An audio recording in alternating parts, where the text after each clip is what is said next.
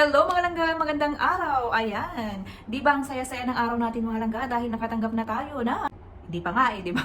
Hindi mga langga na process na yung ating stars which is pumasok na po sa payout yung ating computation ng stars. Ayan mga langga, nasa baba, naliba gaya nitong sa akin mga langga, meron na siyang process.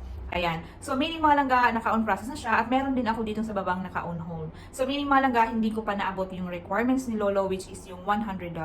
Pero mga langga, baka nagtaka kayo kasi yung iba nakakakuha sila ng $25 na payout na nila. Dahil po, pag PayPal po yung hawak nyo or yung PayPal po yung gamit nyo dito sa payout natin, pwede po kayo makakuha ng $25.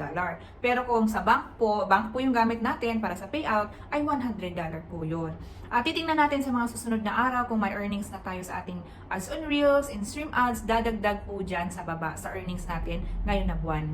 So yan mga langga, yung ating payout ngayon, yung until August 31, ay masasahod po natin yan. Baka magtaka kayo, hindi yan ngayon masasahod natin yan po ngayong September 22 or 23. So, yan mga langga, doon pa natin yan makakuha. Pero kung hindi pa natin naabot yung $100 ay still pa din mga langga. Mag-aantay pa tayo hanggang maabot natin yung $100.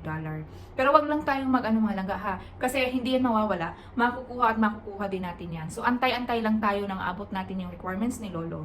Pero pag PayPal yung gamit nyo, makuha nyo na agad kung abot ng $25 mga langga.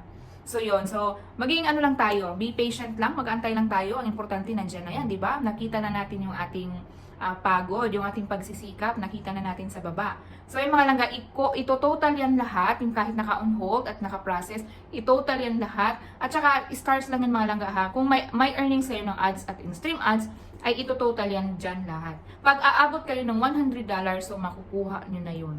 So, sana all sa mga congratulations na mga langga sa inyo ha. Yung mga nakaabot na ng ating $100 na requirements ni Lolo. Ngayon pa lang, sinasabi ko na sa inyo, congratulations! O, diba? Ayan lang for today's mga langga. Enjoy po tayo at maging happy lang sa paggawa ng ating sa pagiging content creator natin. So, be happy always mga langga. See you on my next tutorial mga langga. Bye-bye!